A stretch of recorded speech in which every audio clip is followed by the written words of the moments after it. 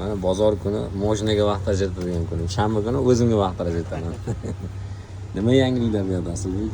Yangilik live hack qilyapmiz aka. Xo'sh, motorchik ishlamay qolganda tuzatdingizmi yo'qmi? Ha, xullas bularda Spark Gentra qizig'i yo'q. Biz GM mashinalarda oynasi ishlamay qoladi. Aha.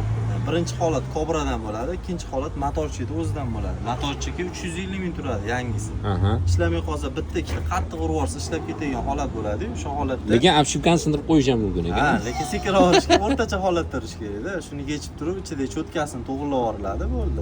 350 ming rasxod qilganda o'zini remont qilib olsa bo'ladi. Bu arzonroq tushadi, ancha. Ha, u arzonroq. Bu ham xudo xolasa 5-6 yil indamay xizmat qiladi. Xudo xolasa. Zato cho'tkalari original o'ziniki qoladi. Hech narsa alishmaydi. Ana, kelinglar, любой muammoni hal qilib beradi, bor.